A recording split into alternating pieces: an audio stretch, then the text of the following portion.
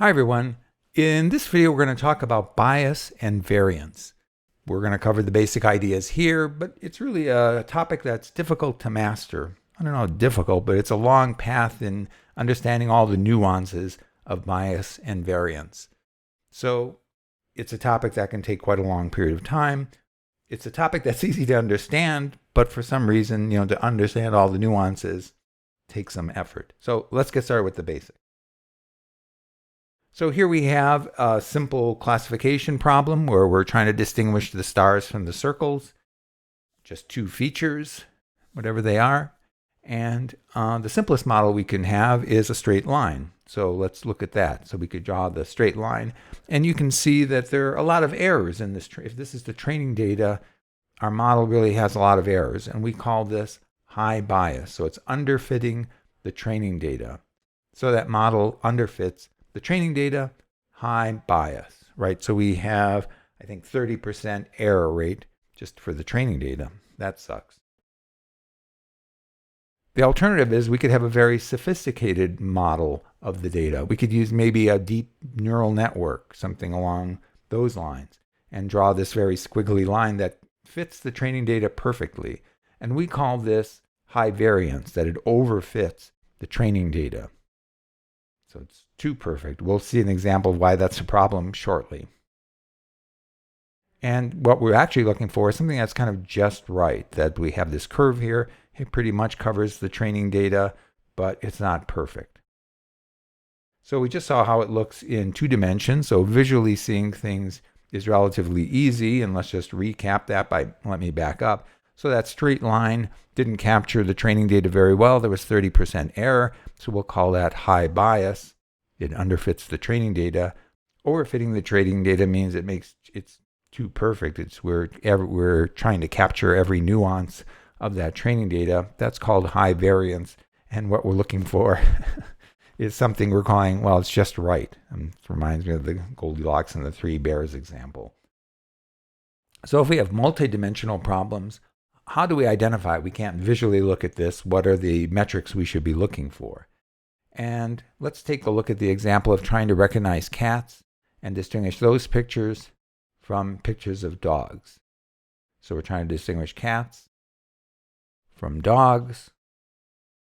And we as people can identify this without a problem. We're at nearly 0% error. If I said, find all the cat pictures and find all the dog pictures, you would just have 0 problem with that. And we call this, what's the optimal error, the kind of how people can do it, that would be called optimal error or Bayes error. So what we can expect, the best we can expect from a classifier is Bayes error. In this case, we expect cats and dogs to be 0%. We should have 0 problem identifying them. All right, so let's look at some cases of building classifiers and the error rates. We're going to detect these high variance and high bias by looking at error rates of the training error and the validation error. So let's give an example of we build a classifier. It has 1% error rate on the training data, but 15% error rate on the validation data. We call that high variance, right? It overfits the training set. It gets 1% error rate, but it really does poorly on the validation data with a 15% error. Let's look at this example where it doesn't do well on the training data, right? It underfits the training data. It gets 16% error on the training data, and it doesn't do much better on the validation. It's 18% error, so not a very good. It kind of underfits that training set, so we call that high bias. Here's another example where in training it didn't do very well. The error rate on the training data was 11%, so that was kind of sucky. And in the validation data, it had 23% error, so even much worse. So in that case, we'd say it's both high variance and high bias, right? It just does really poorly. And finally, let's look at that 1% error in the training, the 4% validation error. That's pretty darn good. We were expecting 0, so 1%'s not bad, 4%'s not bad, so we'd give that kind of the thumbs up if that were our classifier. So that was when Bayes error, what we could expect, what people can do to be 0%. Let's look at another example, and I'm asking you to identify whether these pictures that are going to follow is a picture of a woman or not a woman. They're individuals. They're either going to be men or women. I just want you to identify yes or no, are they women? So are you ready? Here we go. So is that a woman or not? What about that person? That person there? And that person.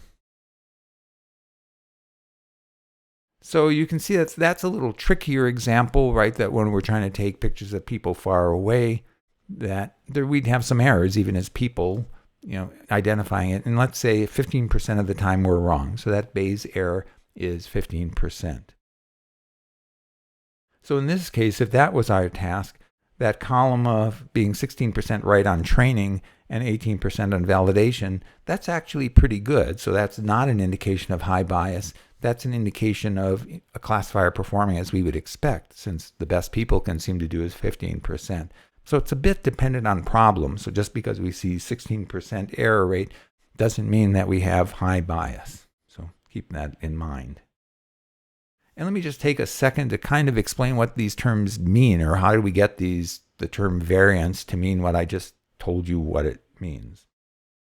Okay, back to our original example of stars and circles. So we built a model. We took a subset of data, called it the training set, and built a kind of a convoluted, very overfitting model of the data.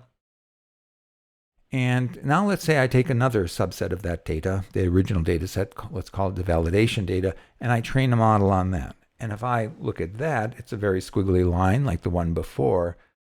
And that was the training set squiggly line. These are the models that were constructed. And if I look at those two, you can see that for every subset of the data I grab and train the model, these divider lines look way different. There's high variability among those classification lines. So that's what we mean by high variance.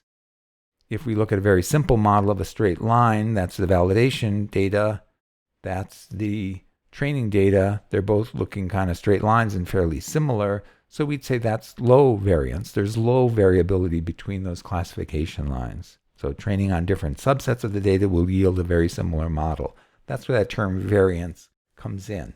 If we train on different subsets of data and they yield wildly variable models, then we'd say there's high variance. So in sum, what bias and variance means is bias. If we have high bias, that indicates underfitting, right? We're not even accounting for the data in the training set. So does it fit the training data? Variance really means, is it overfitting? Are we training too much on that training set? So what do you think? Do you think something like a decision tree? What do you think about bias? Do you think that would be high or low? And what about variance? Is that high or low? So just take a second to think about decision trees. And for decision trees, the bias, if you let the decision tree grow to its conclusion, to max depth of whatever it needs, that bias would be very low. It's really trained very well on that training data, and we would expect the error rate to be extremely low. The variance, it's not just possibly high, it's very, very likely to be high because it's overfitting the training data. If we took a different subset, we'd construct a very different tree. So now I'm going to ask you a question. How can we reduce that variance for decision trees? Do you have some ideas of how that could be reduced? And if you're thinking, hey, we could just reduce the max depth of the tree, right? Limit that max depth.